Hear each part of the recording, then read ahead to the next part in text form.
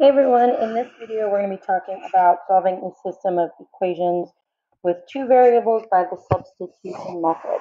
The first thing we need to talk about is what exactly is substitution. So to substitute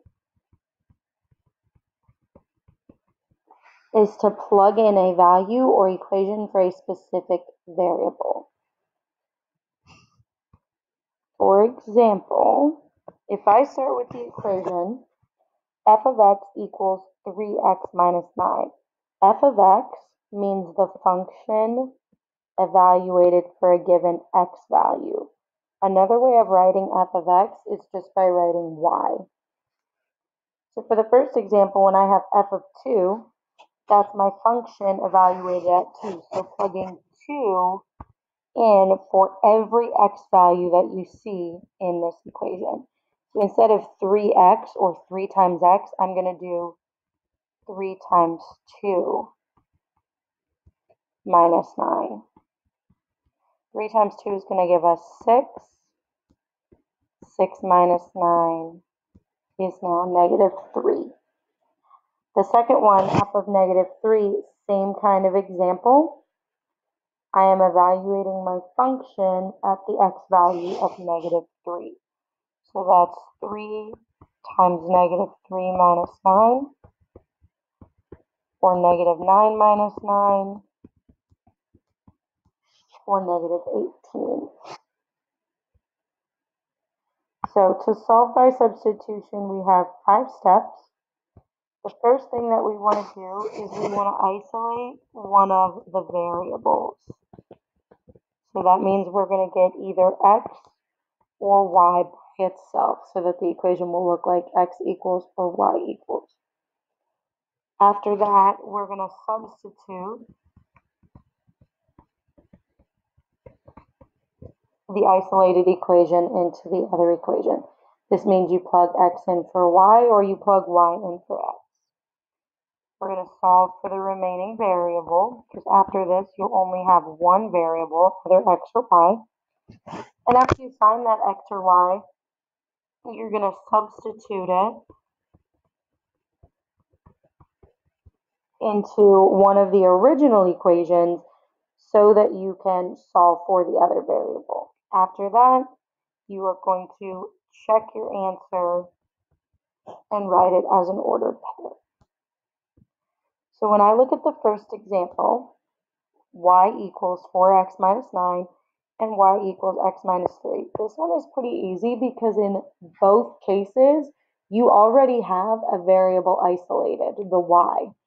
So what I'm going to do is I'm going to take this 4x minus 9, because it's what y is equal to, and I'm going to plug it in for y into the second equation. I'm going to substitute it in. So instead of y equals x minus 3, it's 4x minus 9 equals x minus 3.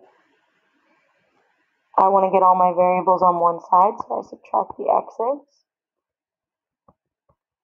So 3x minus 9 equals negative 3.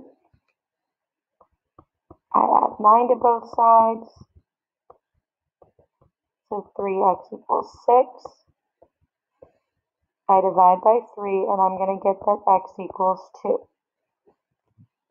After you found that variable, you plug it into either the first equation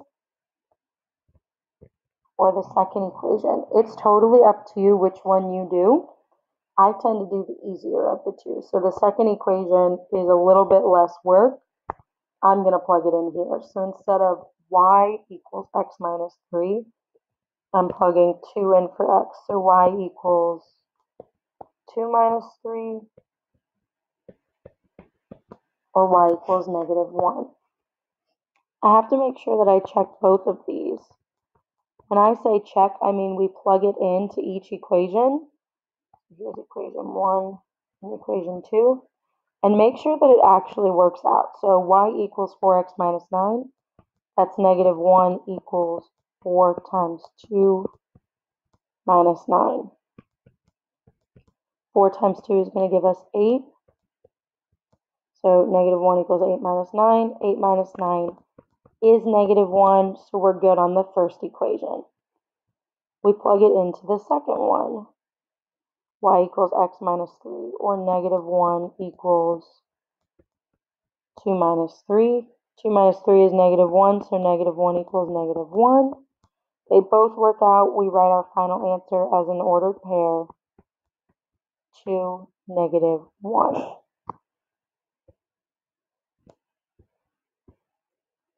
For my second example, you'll notice that this is a little bit trickier because neither equation has the variable isolated. Once again, it is totally up to you which one you isolate.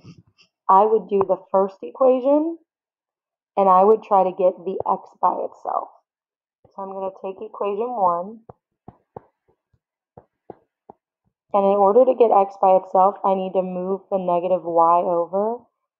So I add y to both sides, and I get x equals y plus 6. Remember, this is still equation 1. X is equal to y plus 6. So where I see an x, I'm plugging in y plus 6. So I have negative 2x, or negative 2 times x. X has multiple things now because it's y plus 6. So I'm going to add parentheses. Negative 2 parentheses y plus 6. The parentheses force you to make sure that you distribute the negative 2 to both parts. And then plus 4y equals 2. What you'll notice, instead of x, I've plugged in the y plus 6. So the negative 2 is on the outside. I distribute it. That's negative 2y minus 12 plus 4y equals 2. I combine my like terms. Negative 2y and 4y is 2y minus 12 equals 2. I'm going to add 12 to both sides. So 2y equals 14. I divide by 2. And y equals 7. I can take that y equals 7 and I can plug it in to my first equation, to my second equation, or you can plug it in to your manipulated equation. So my new equation for equation 1 that hasn't really changed. The easiest one to do is always to plug it into the equation that you've manipulated, because you already have one of the variables by itself, which is going to be a little bit less work. So I'm going to plug it in, so that's x equals y plus 6, or x equals 7 plus 6, which means x equals 13. We're not finished yet. We still need to check both equations.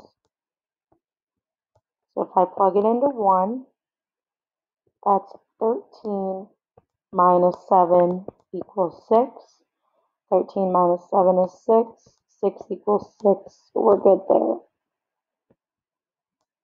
I plug it into the second one. That's negative 2 times x, or negative 2 times 13, plus 4 times y, or 4 times 7, equals 2. Negative 2 times 13 is going to give us negative 26. 4 times 7 is positive 28.